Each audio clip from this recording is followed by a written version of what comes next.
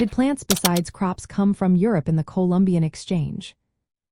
Have you ever wondered how the foods we enjoy today made their way to our tables? The Columbian Exchange played a huge role in that journey. But did you know that it wasn't just crops that traveled from Europe to the Americas? Let's take a closer look at this fascinating exchange. The Columbian Exchange was a significant transfer of plants, animals, diseases, and culture between the Old World and the New World after Christopher Columbus's voyages. It was a time of great change for both Europe and the Americas. While many people think of staple crops like corn and potatoes, there were also many other plants that made the trip from Europe. Settlers brought essential food grains such as wheat, barley, and rye. These grains were not native to the Americas and became the foundation of European-style agriculture in Latin America. Imagine the impact of these grains on local diets and farming practices. But it didn't stop there. Mediterranean crops like sugarcane and bananas were also introduced. These plants had a massive influence on the economies and social structures, especially in plantation areas of the Caribbean and parts of Central and South America.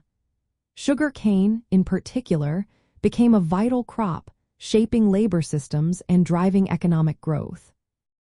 In addition to these crops, Europeans brought a variety of other plants. Onions, lettuce, olives, pears, peaches, and citrus fruits were all part of this exchange. These plants were integrated into local diets, enriching the food available in Latin America. Interestingly, the introduction of European plants was not limited to food. Some were used for medicinal purposes or as ornamental plants. However, food crops were the main focus of this exchange. The arrival of these plants transformed the agricultural practices of both indigenous peoples and colonial settlers. This blending of European and native crops created a diverse agricultural system. It allowed for the growth of unique farming practices that shaped modern Latin American societies.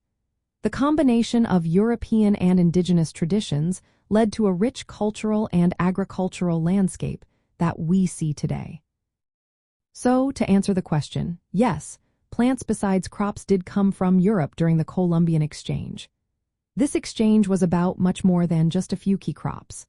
It involved a wide array of plants that influenced diets, economies, and cultures throughout Latin America.